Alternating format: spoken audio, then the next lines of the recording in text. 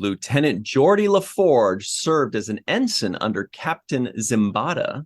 Inspector Lestrade is in a deuce of a dilemma, and Data and Data and Geordie can be reached at 221B Baker Street, not to be confused with the great song by Jerry Rafferty. Hello, everybody, and welcome to The Seventh Rule with Cirroc Lofton. Hello, hello. My name is Ryan T. Husk, and today we're doing a review of Star Trek The Next Generation, Season 2, Episode 3, Elementary Dear Data, written by Brian Allen Lane, based upon certain characters by Sir Arthur Conan Doyle, directed by Robert Bowman. This was December 5th, 1988. Where were you? Also, we would like to give you a special thanks to Eric James and Dave Mattingly for sponsoring this episode. Thank you very much, Eric James and Dave Mattingly. They chose this episode above all. What do you think, Cirroc? How are you? I think very good episode to choose. And Dave, I like your brother Don. He was always my favorite, one of my favorite swingers on the Yankees. Yeah, favorite Yankee. One of them. He was up there. I really like from a Dodger him. fan. That's pretty good. I like Dave Winfield too. I just like certain strides. I thought Ken Griffey Jr. had the best swing in baseball, but yeah, but I did like Dave Winfield's wide stance. I liked Kirby Puckett's kind of like tucked in the Twins, the legendary Twins player, Kirby Puckett. Yeah, so I used to watch people's batting stances. So that's all. Don Mattingly had a nice one. And Eric James, we're a fan of his brother LeBron, right? Absolutely. Absolutely. One of the greatest. Yeah. One of the greats. But yeah, this is a good episode to they obviously know how much this episode resonates with the fans and how good it is. I think this is really one of the better episodes I've seen so far of Next Generation. What do you think, by the way, of Sherlock Holmes? Are you a Sherlock Holmes aficionado? Do you know a little bit of it? Did you read any of the books ever? What's your knowledge there? Yeah, I don't really have any like extensive, knowledge on Sherlock Holmes. I have kind of the basic understanding about it. I wasn't big into it. I do like mysteries. A guy who watches Columbo, and it's one of those kinds of, looking for clues and solving mysteries. So I do like that.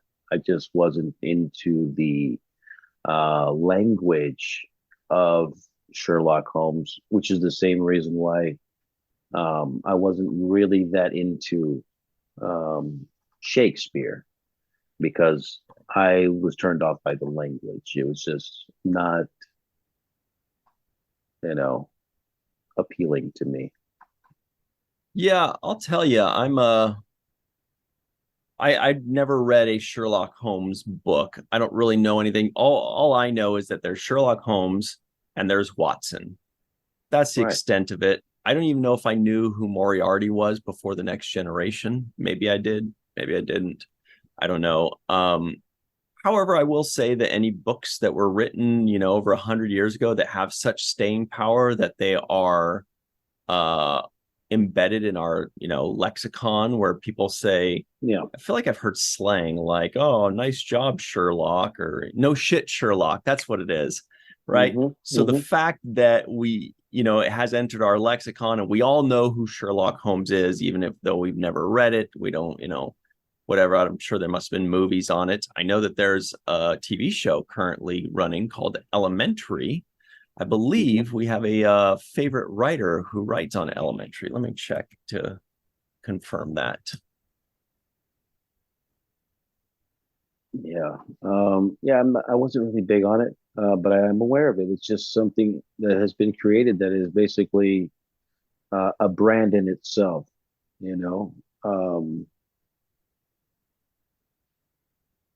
I never read any Sherlock Holmes stuff, but I'm familiar with some of it's elementary, my dear Watson, and those kinds of quotes that are made it around in circulation.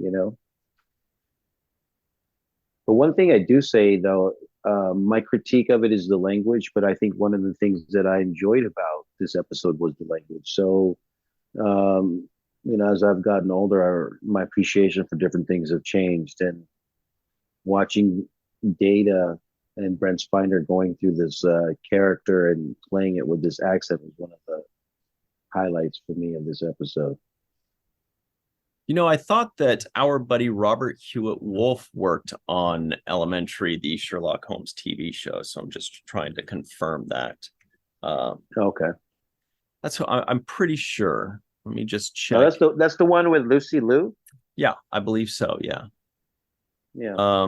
Yes, he has written 16 episodes, and obviously he's probably a producer as well, as is usually. Yeah, he's an executive producer, all 113 episodes, and he's written himself 16 episodes.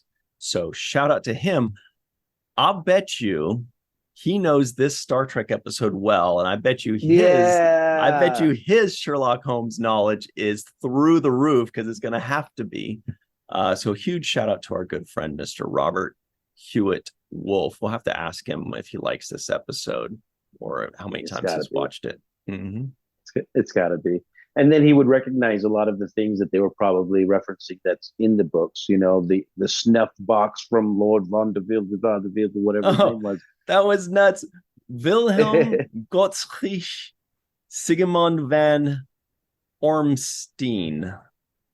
I did not. I'm butchering that, but I was like, but you know what it was? I didn't write it down. I'm like, no way am I writing that down. But I was like, I'll bet you right now, Cirroc, at some point, Cirroc's gonna be like, oh, I thought you wrote that down or something. Because sometimes I don't write something and you expect.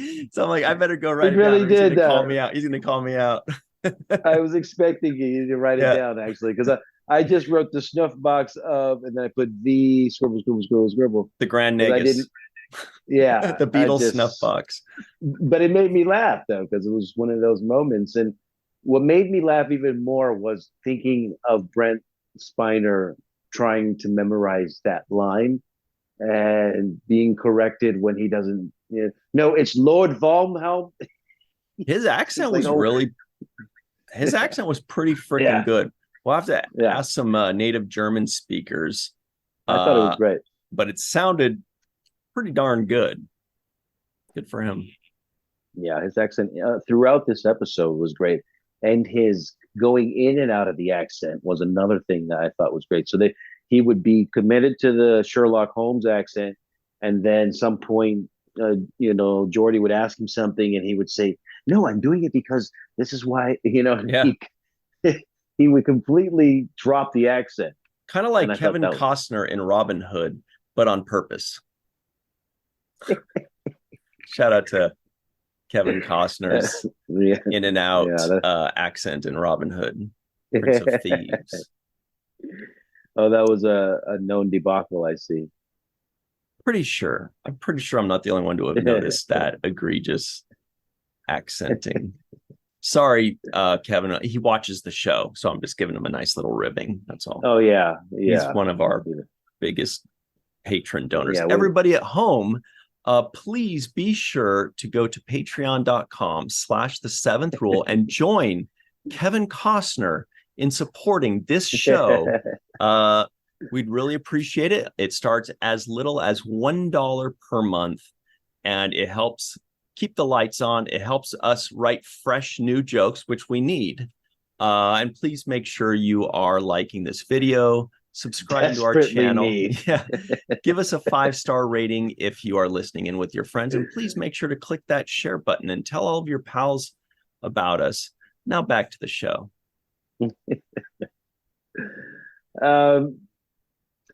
It's funny because you picked that image behind you where the two of them are dressed up. And by the way, the costuming in this episode was great.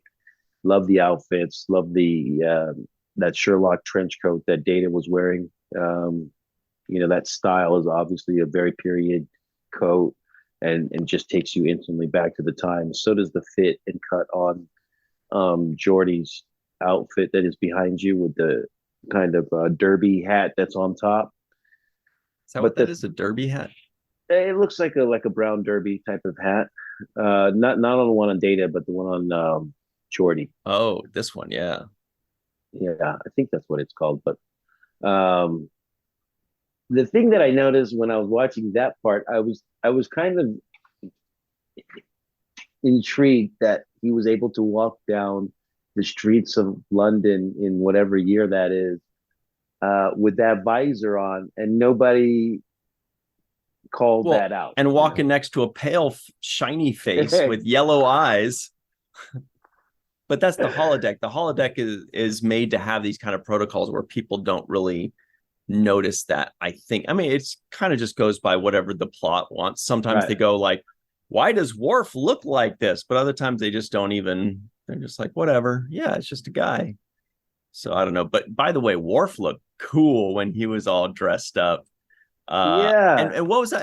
And Picard hit his cane and his hat popped out. And I watched that yeah. like 3 or 4 times. I'm like, what am I watching here? Did they have like crazy technology 100 years ago where that was a thing that they did, or is that just a Star Trek edition? I don't know. Well, um, it's like some old magic trick stuff to me. It looks like what Yeah. the old magicians used to do when they like pop their hat out and stuff, and do stuff like that. But I thought it was weird that Worf got all dressed up, and I really liked the scene because it was great when he was dressed up and Picard was dressed up. But then Riker says, you're going to be a big hit in London, and he's talking to Worf.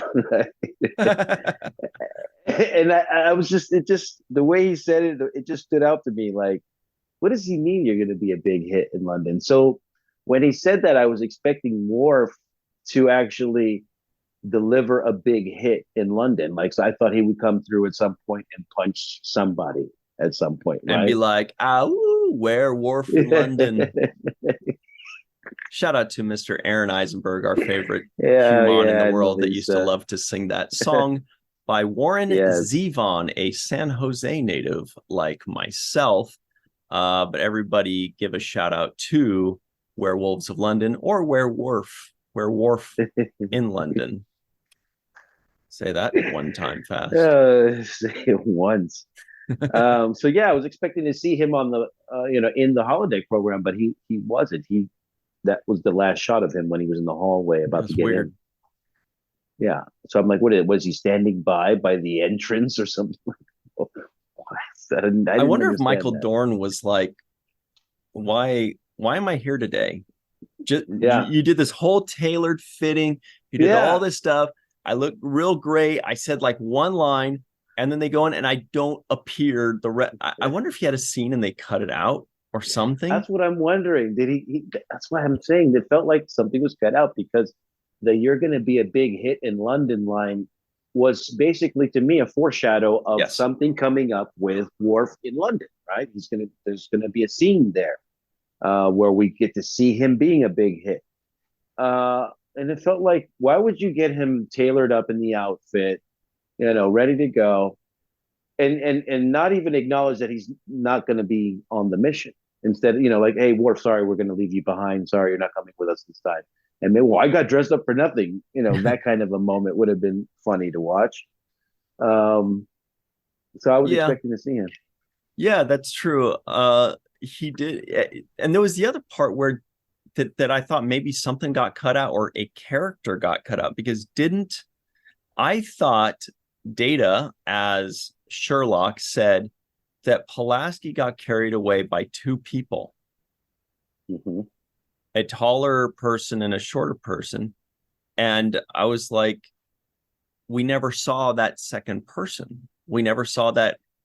Maybe I completely Mm-hmm. misread that. Maybe he meant a taller person dragged away a shorter person, but I thought he said No, two two people two for sure. people dragged her away, but we never saw that second person. We have no idea who it was. They never showed up. It had no bearing on the story, so it was very confusing, as if later on we saw the second person or Worf incapacitates that second person or Data does or something, and then they just cut that scene Mm-hmm. out or something. I don't know. Everybody in the live chat and in the comments below, please let us know what are we missing here? Who was that second person? Where did Worf go, all dressed up and nowhere to go? And what's your favorite Kevin Costner movie? Of course, that's the big pressing question. Shout out to Kevin Costner. I'm going to say Untouchables for me. I'm going to say Really quickly. Waterworld for me. I really liked really Waterworld. Yeah, I liked the concept of it, and I liked that everything just it was just cool to see the boats that they had, like they were all kind of post-apocalyptic, and that always lends itself to a lot of creativity. I know there's like some weird events and conventions out in the desert that are like post-apocalyptic things. I forgot what they're called, but people can get really creative with that. And then Waterworld had that creativity. Also, there is, I don't know if it's still there, but there used to be the Waterworld show at Universal Studios here in LA. That was always fun. I think they replaced it with something else, but anyway, moving on from that. Yeah, Waterworld's not on my list. Bodyguard would be a second place, probably. Never saw it. Houston. What? I never saw it. Oh my gosh! I think that was the must not to get too far off track. I believe The Bodyguard, and I could be wrong. I think the only reason it did well was because of that phenomenal song. If you have a phenomenal song that everybody loves, and then you show them a trailer with that song blasting, going through, people would be like, I gotta see this movie. I'm already crying, but I don't know if it was good or not. Yeah, it was good. It was Whitney Houston and Kevin Costner. Yeah, they were in love, and he was protecting her, and wasn't he in The Postman too? Yeah, we're getting real far away from it. Something like that. Anyway, yeah, he was. Inspector Lestrade was there. He was the guy. He was there for just a second, and he said something. I don't know, but it was when Data does my favorite line, which is when he goes, Watson. Oh yeah. Yeah. I was like, that's pretty good. I mean, he's got some great, Brent Spiner is a great comedian. He's got great comedic chops, and he shows it off here and there as Data, doing it. And when he pulled out his pipe and was like rubbing it against the book spines, very a creative move that I'm sure must have been a choice on his part. But then he says, he does that tisk, and he says, pray continue, Inspector. And the inspector brought in the guy that was hiding the picture in his jacket. That's who Inspector Lestrade was. Mm-hmm. And Inspector Lestrade said, he's having a real deuce of a dilemma. I don't know why. He's like, I'm having quite a deuce of a dilemma. I'm like, do you need to use the... Go drop that deuce. Yeah, just go take care of it, bro. We'll be here when you get back. Don't torture yourself. It's not a dilemma. Just listen to your body. Listen to your body. Who's Captain Zimbada? We don't know. I think that may be the only time we've ever heard that name. But I did like hearing Geordi. I just love when we get a little bit more fleshing out and backstory of a character. And Geordi is one of those characters that didn't get a lot of that in the first season. Remember, we got a lot of Tasha Yar talking about rape gangs and talking about a kitty she had, just these little nuggets that just let you know she had a cat before. Oh, she, went through some crazy shit when she was a kid. She's super tough now. So we didn't know much of that about Geordi other than the fact that he was blind. But now, we get a little bit more of that. He was an ensign under, what was the guy's name? Eric Estrada, Zimbada. Africa Zimbada. Yeah.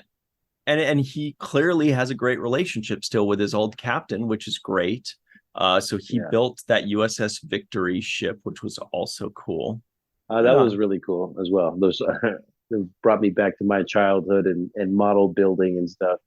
I never built anything like that. Okay, that's crazy. We used to build little cars and stuff, but you decal it, you paint it, you put it all together, and it's just model building in general is something that's fun. So that was a nice addition too, because you have the historical Navy ship, and then you're on the modern Enterprise ship, and the kind of connections there that they made, even towards the end when Picard was talking about Bristol fashion, and he said it's an That's old Navy say. that's where I felt betrayed. I was like, you see, everybody, as a Frenchman, this is a very it's we know that Picard is not French. Patrick Stewart is he's not just British. He is very, very British. And then when he was talking about Bristol, whatever it was, Bristol fashion, I was like, see, he's even showing us just the full depth of his Britishness, of his Englishmanness by saying, "Oh, you didn't know, Data? Yeah, us old footballers from Bristol and then the Navy." I'm like, you are so British, bro. Don't come on. Everybody knows.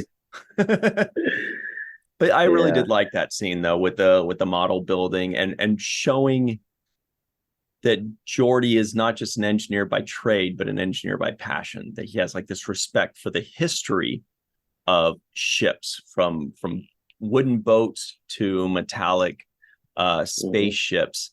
And he's got a steady hand. It means he's got patience. It means that he has very good hand visor coordination, because that's all stuff that I could not do. So clearly it gives us some insight as to the kind of person that Geordi LaForge is, I thought. Yeah, it shows us his passion. What else is exposed in this about Geordi is um, his interest in data.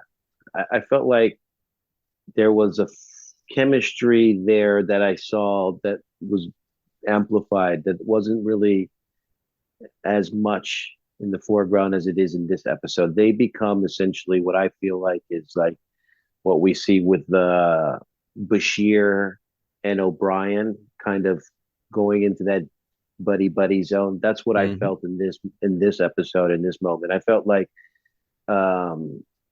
Geordi took a special interest. It was really pleasing him in the inside to prod and poke into the curiosity of Data and where his mind was at, trying to be the all-encompassing expert on Sherlock Holmes and trying to challenge Data. And even Pulaski, I felt, was less abrasive than I've seen her in the past, because a lot of her insults were stinging in the past when she would refer to Data, and in this time, it seemed like she took a little bit of the edge off. She still came with the same kind of criticism of Data when she says, "Yeah, it's like asking a computer not to compute." So she started off kind of in the same temperament that she normally has, but I felt there was an edge taken off, and it wasn't so cutting. She's still rough on Data. Hopefully we're going to see more of an arc there, because those of us that have seen Data now for a full season, the fans have started to get attached to him, and they start getting a little defensive, saying, "Hey, we're getting a little protective of Data, even though his feelings can't get hurt. We feel like we need to protect him. Like, don't call him that. He has, a personality, and he's real." And actually, that was kind of the theme of this episode. But before we get into that, I want to add to your point about Geordi and Data. I did put that in my notes, that this was the first time. I mean, we've seen Data and Geordi show signs of friendship in the first season. This was the first one where they're not just friends, but they're buddies. Like they're pals, like they hang out, they're bros. Like they're spending their free time together. And this was that first time, right? Like Julian and Miles, like Tom and Harry in Voyager, like Charles Trip Tucker and Archer in Enterprise. It just, or Spock and Kirk or whomever. It was just fun to see. And I don't know. Yeah, it's a buddy moment, and that's what you got out of this. You got a real sense that they care for each other, that they were, like when Geordi just says, computer end program, he started to stomp out of there. And when he stormed out of the first program, it wasn't that he didn't want to participate. It was he wanted to participate in a certain way. And so I felt like, yeah, that's like two buddies arguing over or something and finding a way to work it out and finding the solution and going back at it again with optimism and burying the hatchet of whatever argument you have 5 seconds ago, because that's really not what it's about. It's just about our friendship growing. And yeah, I might have had a little, spaz moment, but we figured it out and we worked it out. So those kinds of things show signs to me of a friendship that is both people are trying to be friends, both people are interested in each other's well-being and caring about each other, feelings and how they, respond. So I think that's what stood out to me in this episode, which is why I liked a lot of it. Cool. Also, like the fact that it's a period piece that didn't feel too period. It actually blended the modern aspect of them being on the ship well enough for me. Yeah, that's a good point. Well, let's talk more about this in just a moment. We're going to hit our break, everybody, and we're going to talk about the theme of this episode too, because we started to talk about that. A lot more to discuss. Yeah. Everybody stick around, and we'll be right back on the Seventh Rule, probably. Well, hi there, everybody. Welcome back to the Seventh Rule of Cirroc Lofton, as you know. Hello, hello. Here are our non-appearance mentions of the week. Not non-appearance mentions. There were none. The trivioids of the week. I don't think there are any non-appearance mentions, but here are the trivioids of the week. The Enterprise is 3 days early for its rendezvous with the USS Victory. Geordi has the original USS Victory, or built it. Geordi served as an ensign under Captain Zimbata. Wind and sail is the proper way to move a ship. Data and Geordi can be reached at 221B Baker Street. That is the Jerry Rafferty song. Everybody that knows Jerry Rafferty song loves it, Baker Street. The Emerald Tie Pin was presented to Sherlock Holmes by Queen Victoria. Inspector Lestrade is in a deuce of a dilemma. Dr. Pulaski calls Data a fraud. Data tells Watson to come. Moriarty knows the computer is wiser than the Oracle at Delphi. That was interesting. I wonder what you know about that. You usually know a lot about that good historical stuff. Dr. Pulaski loves Moriarty's tea, and Professor Moriarty is a civilized abductor. Cirroc, what do you know about the Oracle at Delphi? I've heard about that a bunch of times, but I've never researched it, so I don't really know much. If I'm not mistaken, it's in the Greek gods where they would gather to find predictions. If I'm not mistaken, that's in the Zeus category and all of that. Apollo. Right. Actually, I just looked up. It does mention Apollo as well. The Oracle at Delphi where a priestess supposedly delivered messages from Apollo to those who sought advice. The messages were usually obscure or ambiguous. Interesting. Do love that Greek mythology. Yeah. They used a little bit of that too in the movie 300. Oh, I love that movie. I loved it. Yes. When Leonidas goes to the mountaintop to see this oracle, which was that woman swimming in the pond and all that stuff, and being protected by those weird looking, Grand Nagus looking aliens and stuff. So yeah, that was a take on the Oracle at Delphi, kind of going to see that Oracle. Not to be confused with the Oracle of the Matrix movies, everybody knows as well. Or where the Warriors used to play in Oakland, Oracle Arena, everybody. Exactly. Okay. So, or I guess the company Oracle, which I'm sure the stadium was named after, but I don't know anything about them.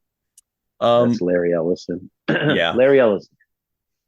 Rich guy. But yeah, it was we were going to get into a little bit about the kind of the theme of this episode, which I definitely want to do. But I wanted to also talk about going back to what we ended the last segment on, which is how Geordi and Data were going through this, you know, episode together. But the line was no mystery, no game, there's no mystery. That's what Geordi's point was. Right. And then he was saying no game, no fun. So that essentially really sums up a lot of what I felt when I was watching this episode.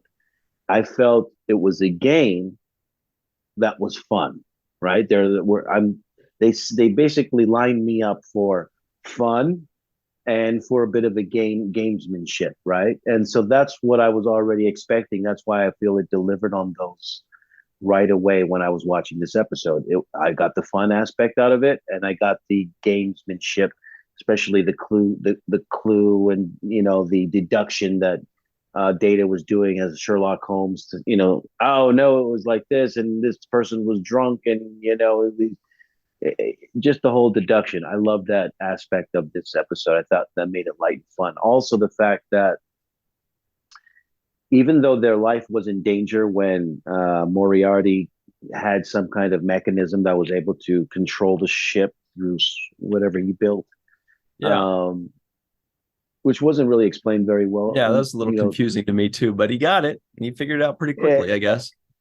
I mean, how under that time's technology is he able to infiltrate the computer database with whatever he's able to build in whatever year they're supposedly in at this particular time? So I guess I could explain that now that I think about it. At first I was just kind of like, that's weird, but now that I think about it, since everything that they're in the holodeck is a construct of photons and is a hologram, he could program into the computer, hey computer, when I pull this lever, you make the ship do this, like just consider it like a button, so I guess I could I could kind of piece that together. But when I first saw it, I was like, that's weird.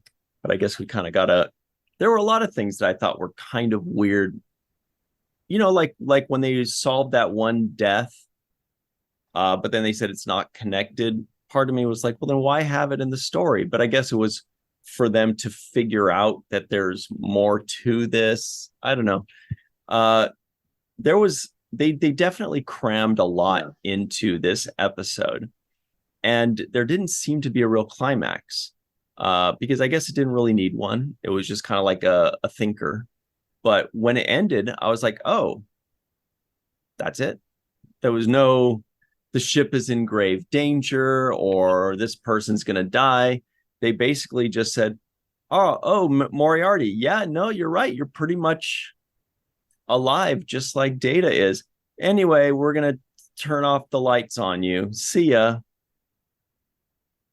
Yeah, it ended with a conversation, essentially. And usually there's more there than a conversation. Usually there's some force involved with the resolution.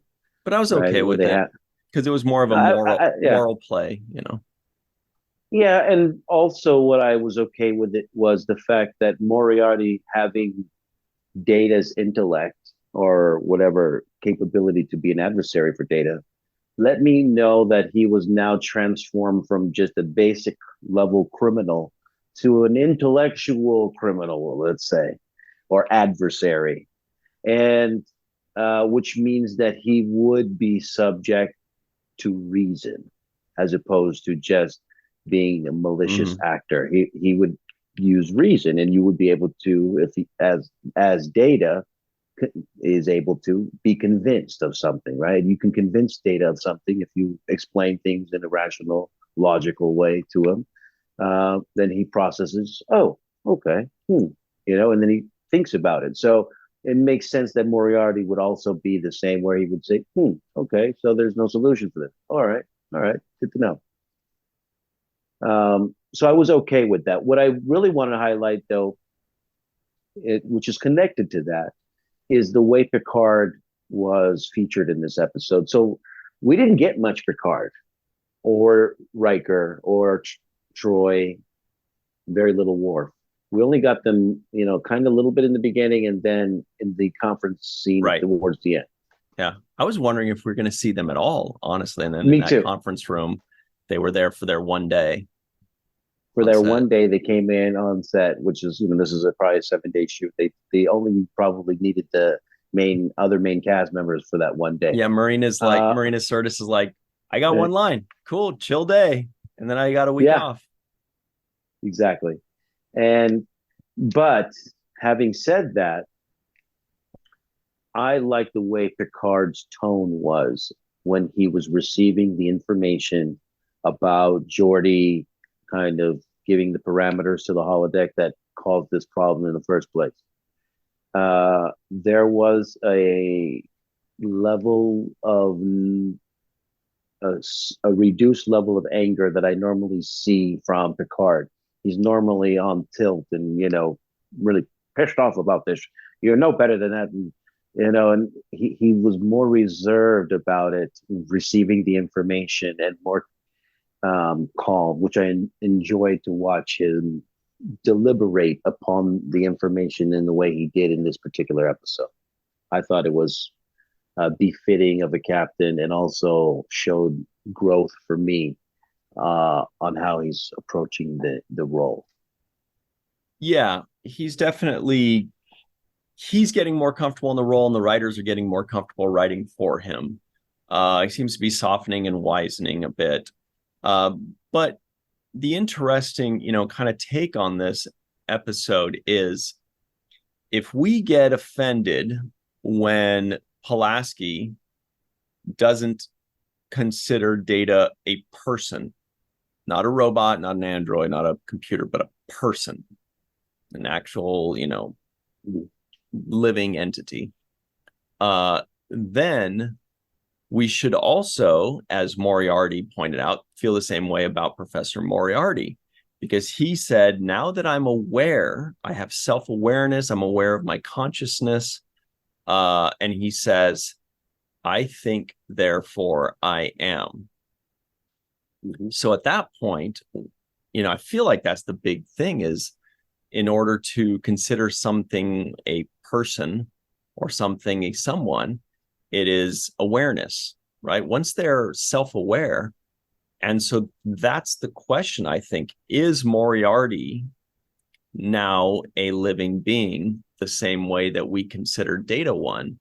And if so, is it moral for Picard to have just turned him off? I would say that yes to both questions. My opinion is that if you are conscious of your existence and thinking, then that transfers you into the realm of existing on the same level of consciousness that we do.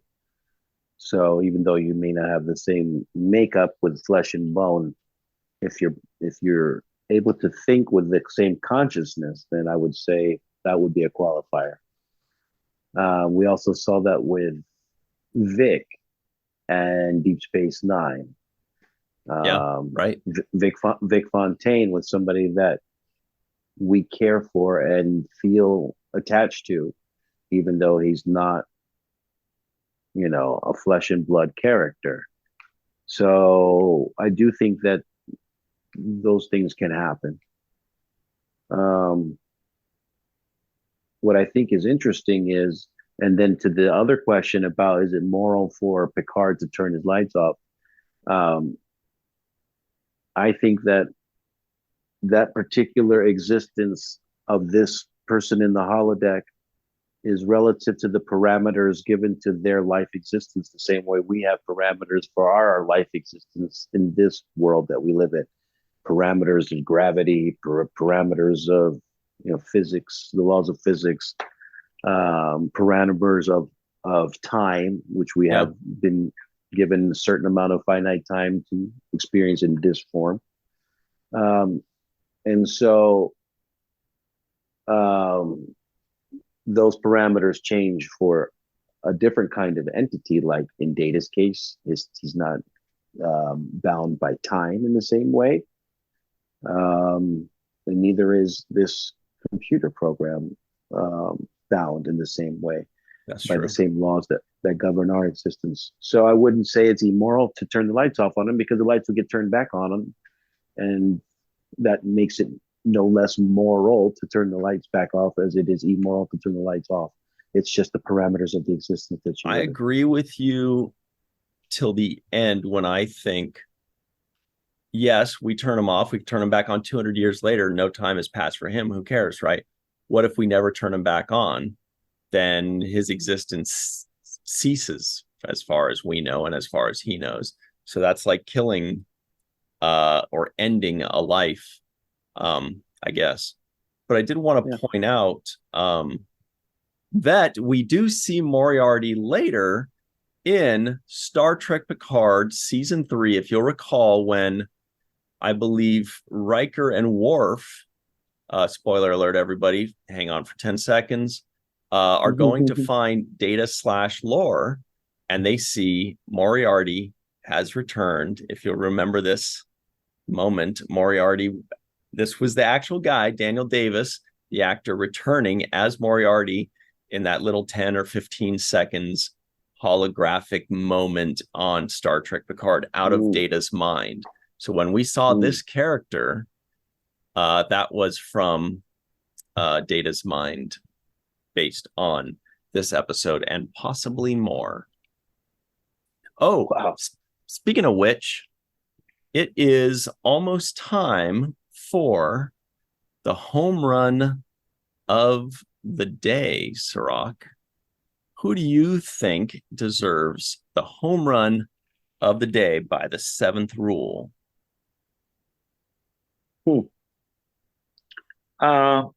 I think the home run of the day goes to the writer, Brian Allen Lane. He's a single solo writer on this episode. We didn't see any of the usual suspects who have written regularly for Next Generation signed on. So that means he did this essentially all on his own, based on the original characters of Sherlock Holmes and Watson. But this is a fresh idea that he came up with. I thought it was an original. It becomes a theme that is repeated later on down the line in Star Trek, other Star Trek series, kind of doing period pieces and doing these kinds of murder mystery pieces. We've seen that in Deep Space Nine as well. It's something. It's a blend of the future and of the past. A nice blend of that. And I thought the knowledge that you'd have to have of Sherlock Holmes and Watson was extensive. So he obviously has a wealth of knowledge. He read all the books and decided to pick which pieces to use and create his own story out of other stories, kind of a patchwork job. I just think that is a level of creativity and kind of writing brilliance that is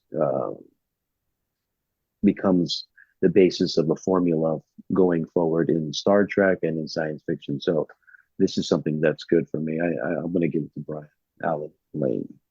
Very cool. I checked him out, and he only did this one Star Trek episode. He's done a few other cool TV shows. We'll share that in the free-for-all for everybody to ooh and ah and giggle about. But on IMDb, there is another writer credited, and I mentioned it at the top, which is interesting because it's the first time I've ever seen a writing credit that parenthetically says uncredited. I've seen it for actors, like background actors. They get credit on IMDb or other things like that, but it's uncredited on the episode or the movie itself. And it says Arthur Conan Doyle. Parenthetically, instead of like written by or created by, it says based upon certain characters, and then another parenthetical says uncredited. So I wonder who added that. That is an interesting little addition that Arthur Conan Doyle got credited for that. But anyway, my home run of the day it's got to be Brent Spiner. for me, because he got to show off more of his acting chops, more of his comedic chops. Although it almost seems like every time he shows off his acting chops, it is comedic regardless. It's just funny. Maybe he wasn't even trying to be funny. I don't know, but it was funny.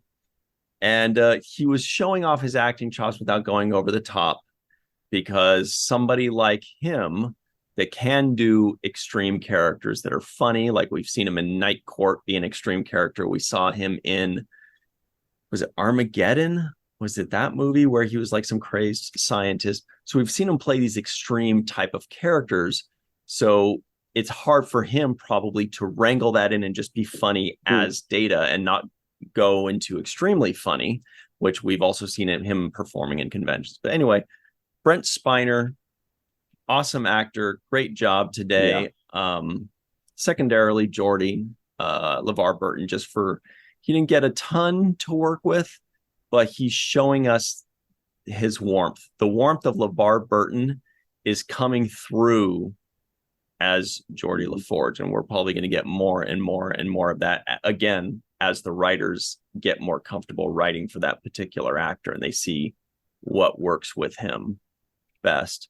I'll tell you what works best with us.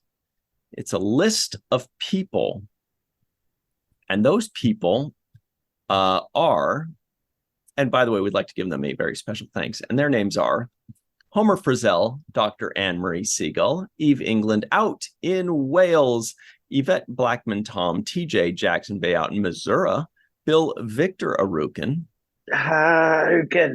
Titus Mohler, Darlena Marie, Dr. Mohamed Noor, Tierney C. Dieckmann, Anna Post, Anil O. Polat, Joe Balsarotti, Mike Gu, Dequeue, Neal Akasaka, Justine Norton-Kertson, Dr. Stephanie Baker, Carrie Schwent, Faith Howell, Edward Foltz, live from Tokyo, the Matt Boardman, Chris McGee, Justin Weir, Jake Barrett, Jane Jorgensen, Henry Unger, Allison Leach-Heid, Julie Manisfee, Marcia Classic Schreier, and of course, Dr. Susan V. Gruner and Jason Okun. Everybody at home, don't forget patreon.com/the7th-rule. That's why we're naming these people.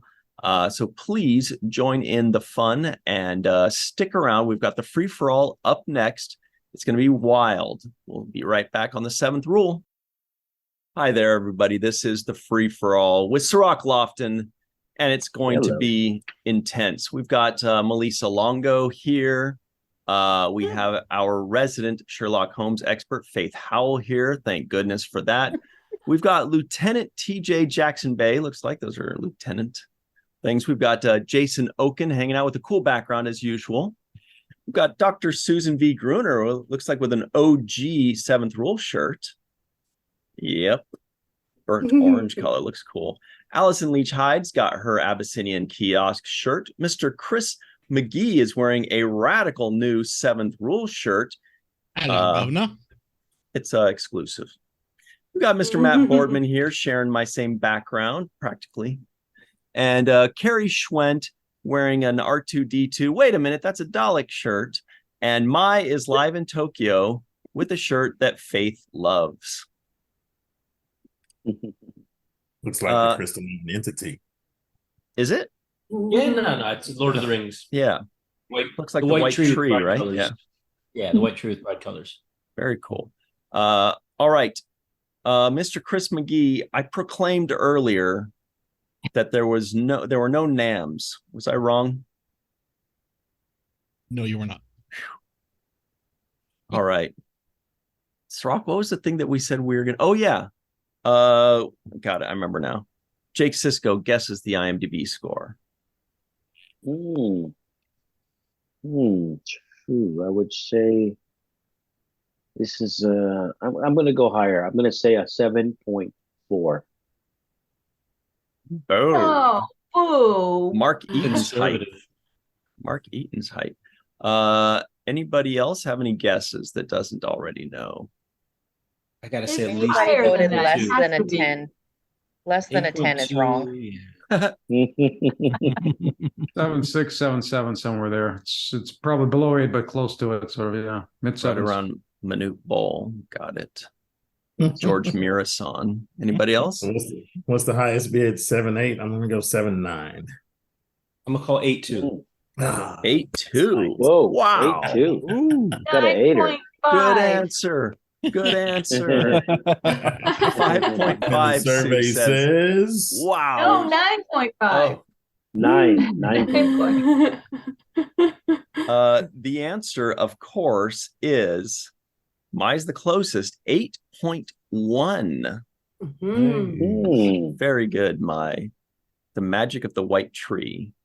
Oh, and lastly, we're talking about This is the highest rated episode so far, I would say. I think this is the first. This is the first 8 rating that we've gotten on this show. I thought there was.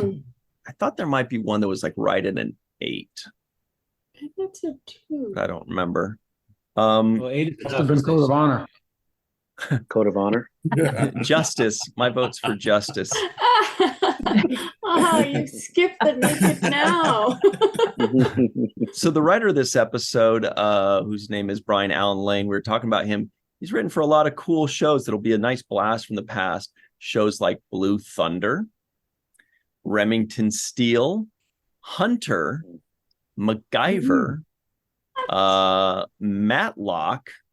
I mean, this guy, that's the blast from the past. Anyway, moving on. Melissa Longo, please get us started on the right track and let us know what you thought of this episode. I like this episode. I have to agree with what Eve was saying before you hit record. I like that Dr. Pulaski is testing Data, and I like her curiosity with Data. She's hesitant about him and not willing to go whole hog. I don't know what else with him right away. But she's definitely has a curiosity about him, and I like that. And she's willing. To me, it seems like she's willing to be proven wrong about him, and thinking that he's a sentient being. I also like Moriarty and the complexity of Moriarty, and the question he raises in that Star Trek often does, is what quantifies life. And just because he's made up of holograms, does that mean he's not alive because he isn't a giant bag of mostly water? So, so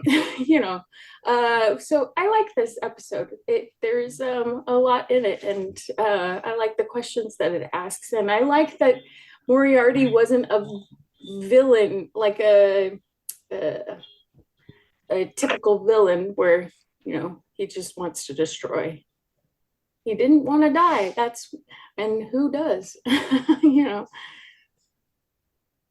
Interesting, poignant.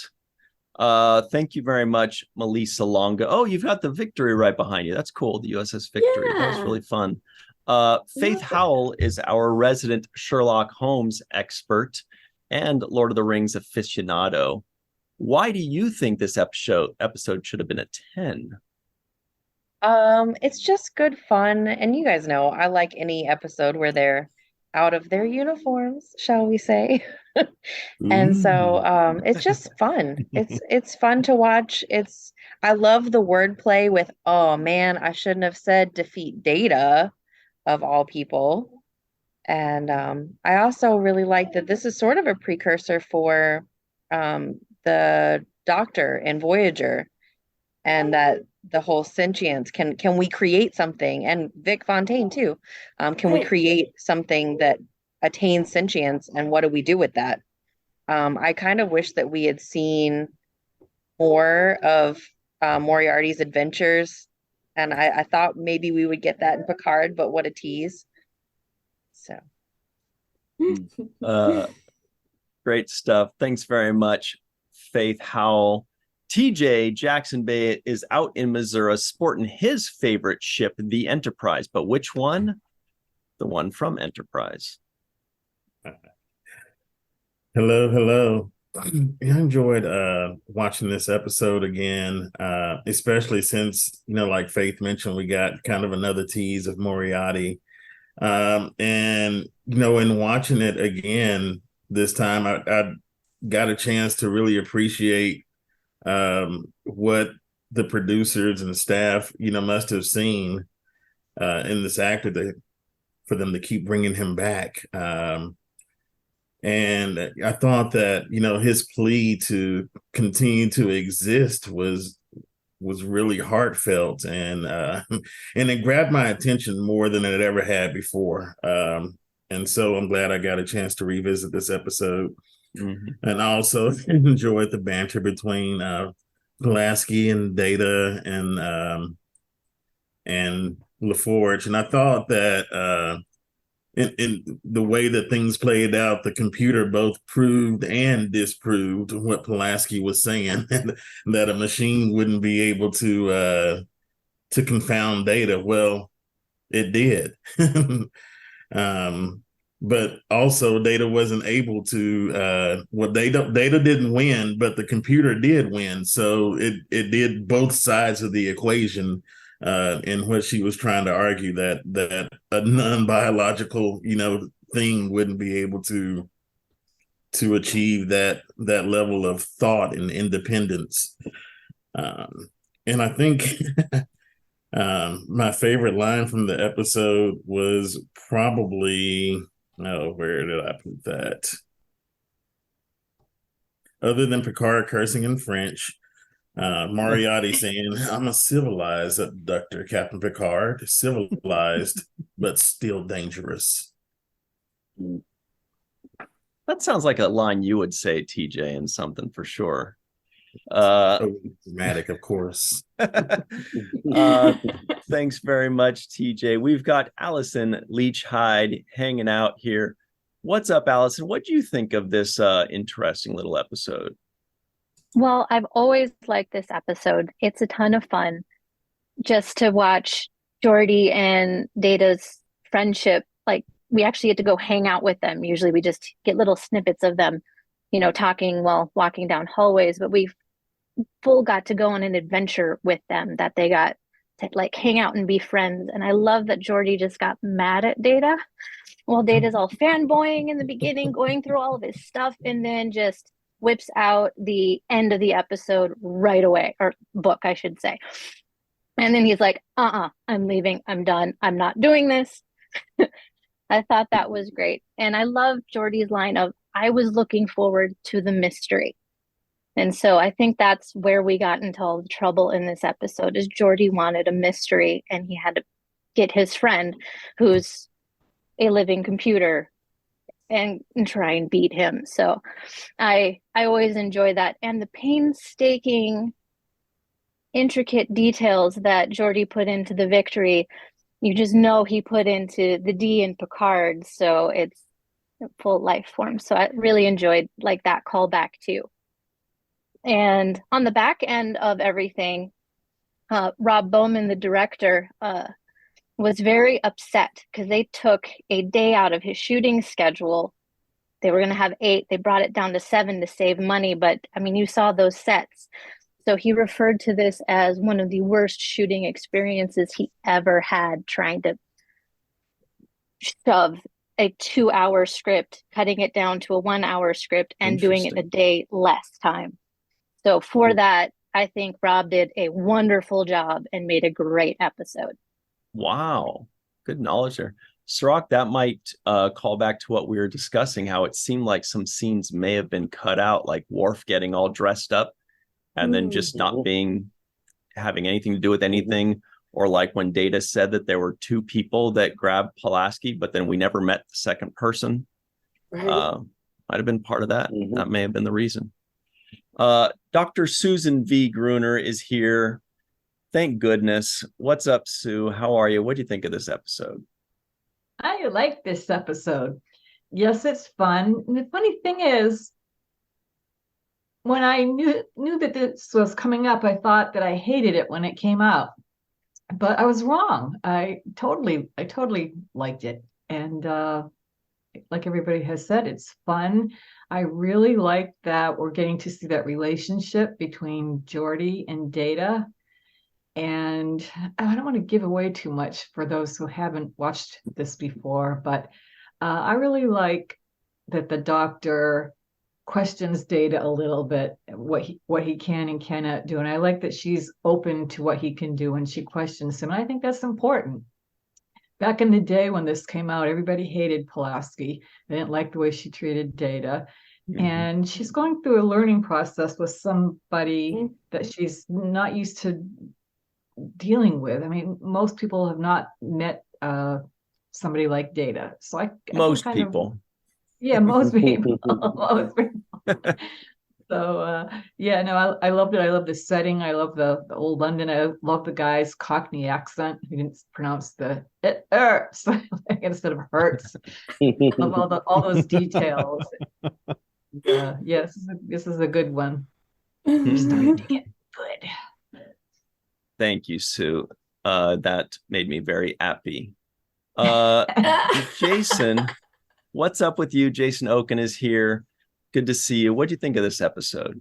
Hello, everyone. This one actually has a sort of a little special for me. I think it was the first Next Gen episode I saw beginning to end. So this was my first, and I probably watched it because I saw an advertisement, a little ad for it, and it was Sherlock Holmes in it, and I just wanted to see what it was like, and that's what got me to it. So I mean, it certainly has a special place for me that way, and it is perhaps certainly up until this point one of the best episodes of Next Gen. It's one of the best of the season. For sure, and perhaps one of the most expensive ones they've done. And Allison, they did cut it today, but it still was probably one of the more expensive ones, certainly because of the sets, the number of extras, and Rob did a wonderful job. I mean, certain types of framing. And I'll just put one thing up so you can see. I mean, this is just wonderfully framed. I mean, he really uses the set completely, and you see the scope of it all. So a few low shots focusing on a shoe, for example, as Data and Geordi come in, and then they rack focus on them from the shoe, which is really something that was interestingly done. So it was wonderful to see. I mean, there are a few things here and there, and we can talk about them later.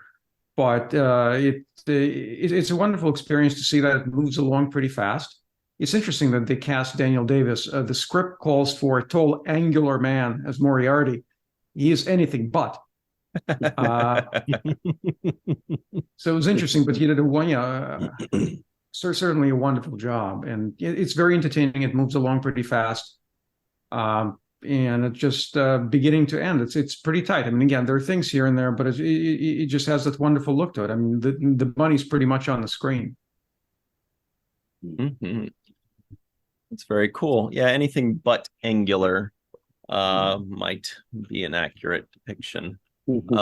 Thanks very much, Jason Okun. Mai is live in Tokyo, and she knows angles and all geography. Wait, no, geometry is the right word. Mai, can you save me? How are you?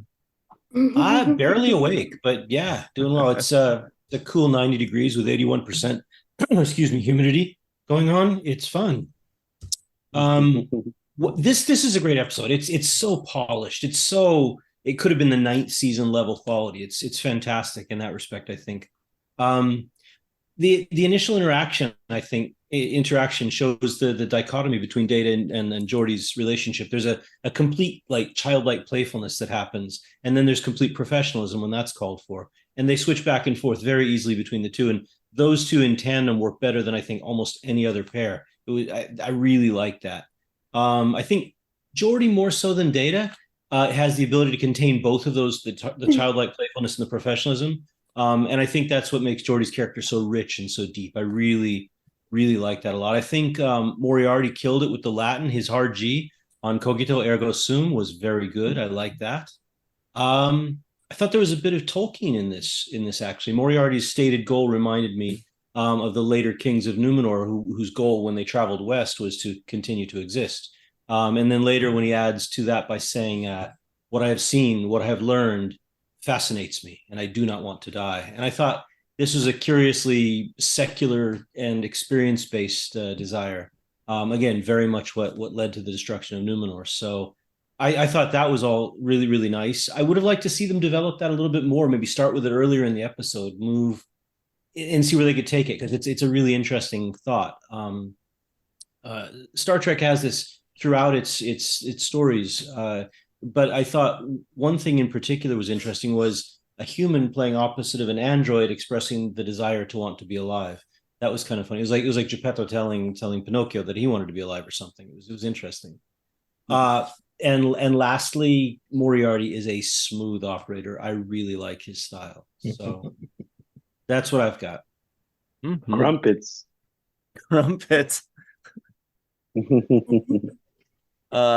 All right. Thanks very much, Mai, and good Jade knowledge with the smooth operator. Carrie Schwent is here. She nodded. She gets it. How are you today? What do you think of this episode? Good. I enjoy this one. When we did the Picard episode where he popped up, I mentioned how much I love that guy. Love his deep voice.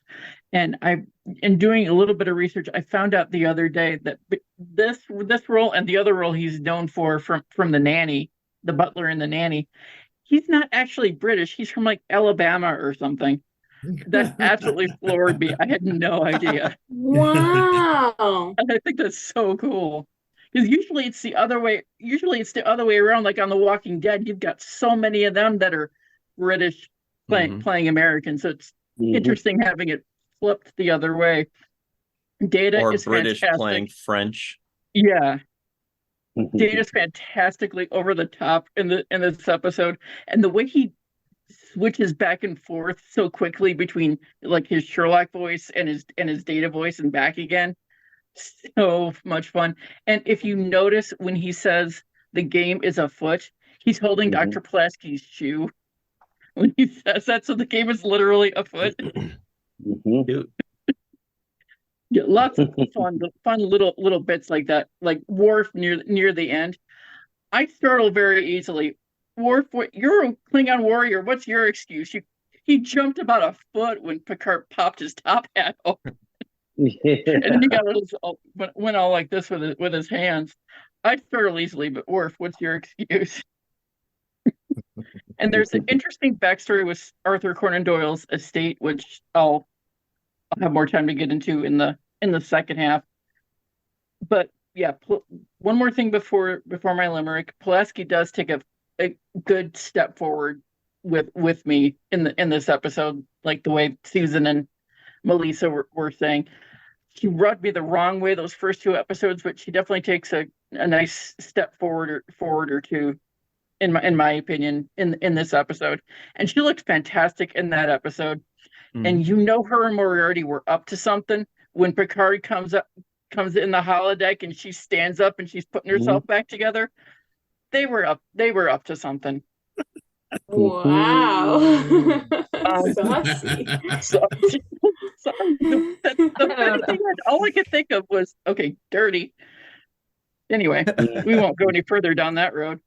We could. I mean, the things left unsaid. Before I start blushing. But I'll end with my limerick for the episode. The game is afoot on the holodeck. Doc gets invited. She says, "What the heck?" Moriarty gets smarter. Beating him will be harder. Picard's solution he doesn't reject. So there we have it. All right. Thanks very much, Carrie. I don't even know what to make of that. Were they really like, you think they were? I don't know. We'll have to talk about that later because I did not catch that. Matt Boardman is here to write this ship. What do you think of this episode?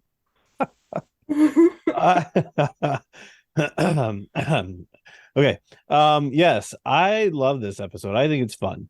I mean, everything about it, it's very, I mean, while there's some serious implications toward the end, as we kind of talk about what is life, I like the comparison that Moriarty makes with Data. He looks at Data and says, well, is he alive?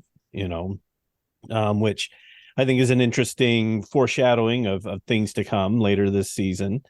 And but it's just a fun holodeck adventure. I love that we see this friendship between Data and Geordi starting to really kind of blossom here. I thought it was great when Data's playing the violin and Geordi stops for a second and he's like, wait a minute, that's actually really good.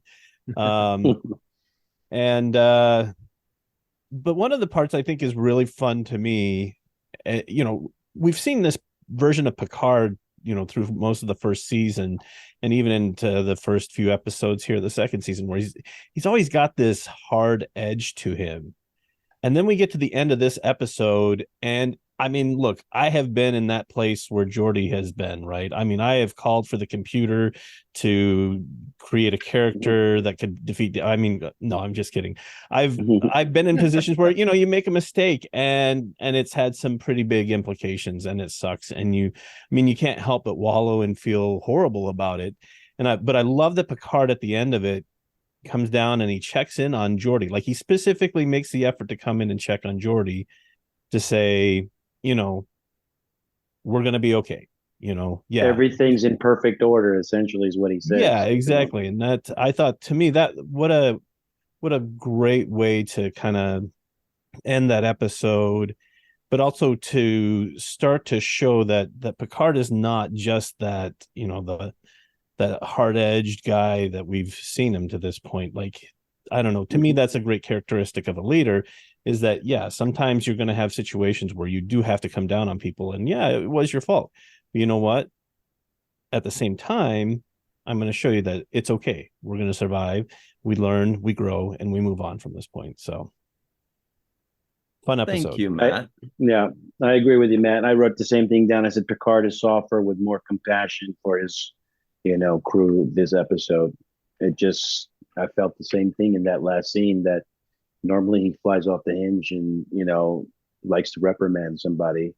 And in this case, I thought he was more thoughtful and deliberate and kind of compassionate towards, it was a mistake. I get it. Let's figure out the solution. I thought there was a softer side of Picard that I enjoyed. I thought it showed a lot of growth. See, I wish Eve were here to hear you guys saying scintillating things about Picard and see her lips purse up.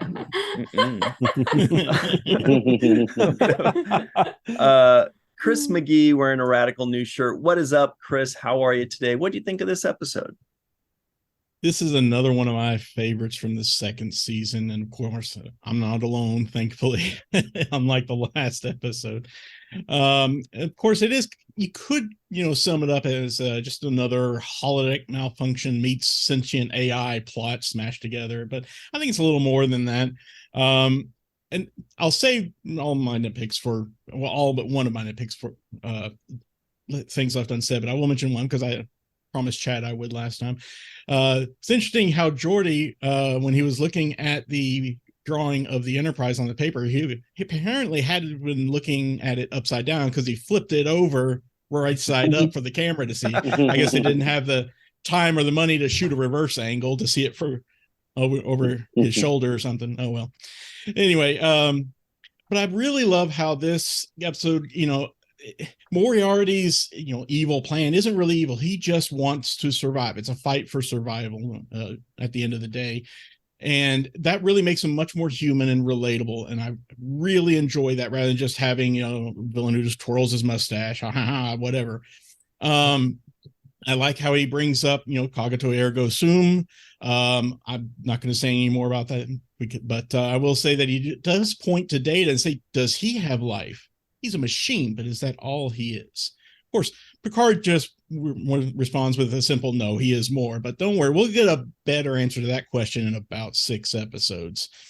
And yeah, the whole ending conversation there, the confrontation, that was very reminiscent of how, very timely almost, how we sometimes think of AI like ChatGPT or Google's AI Lambda as being sentient.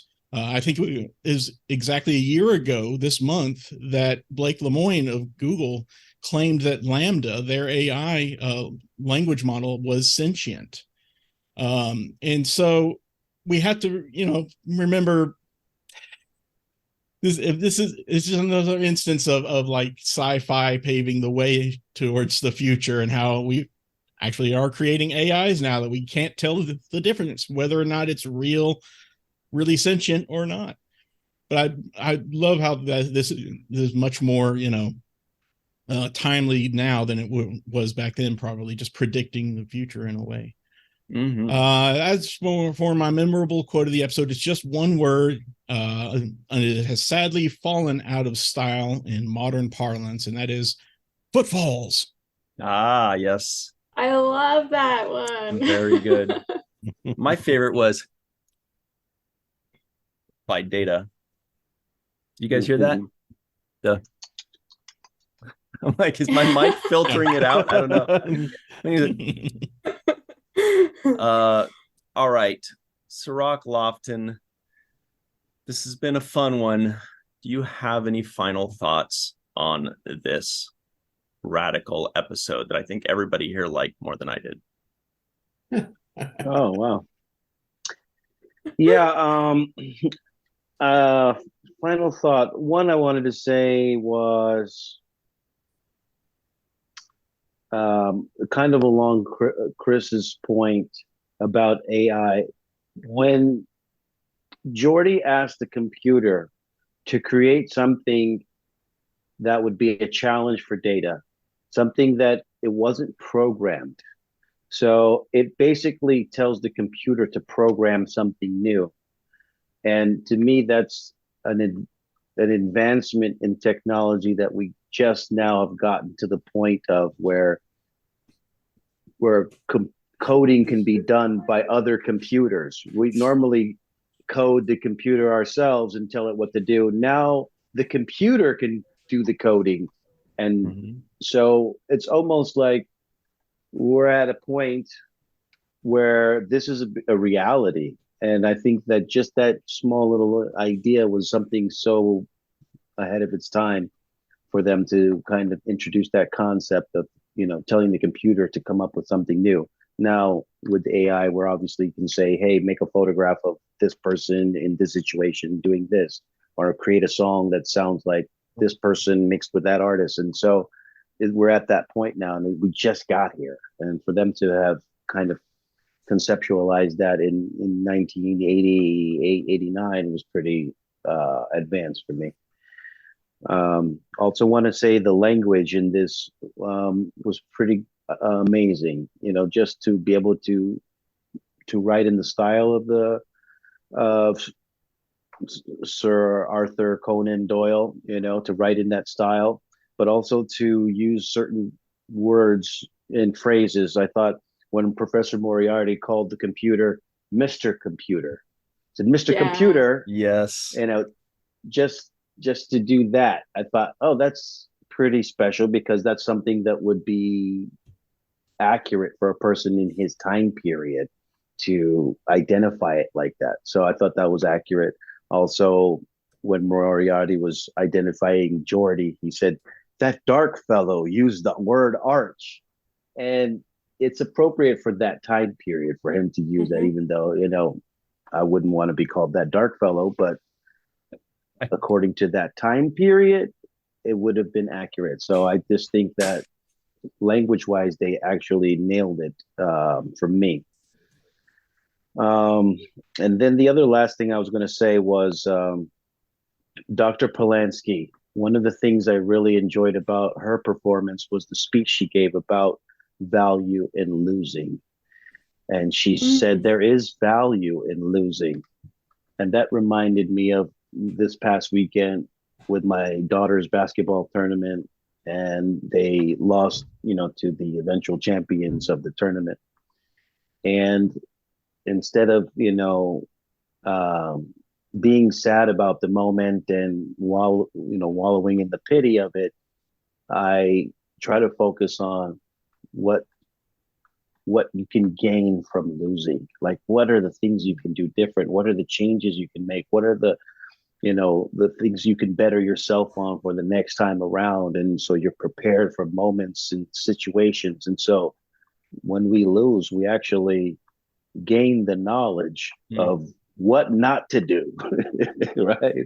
Or what to do better, or where our deficiencies lie and how we can become better. And I thought that Polanski gave a very good insight into that mindset when she talked about it's how we learn.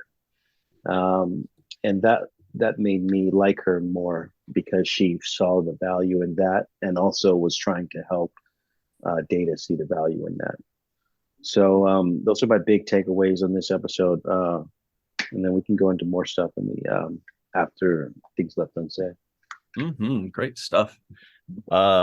Losing teaches lessons, right? Or builds character or something like that. But that's true. Good points. Thanks very much, Mai, Carrie, Matt, Chris, Allison, Sue, Jason, who, by the way, I saw the wheels turning in Jason's head when, who was it, Matt or Chris mentioned Geordi flipping the photo, the picture over. Jason was trying to think like, yeah, did they could have shot that from a...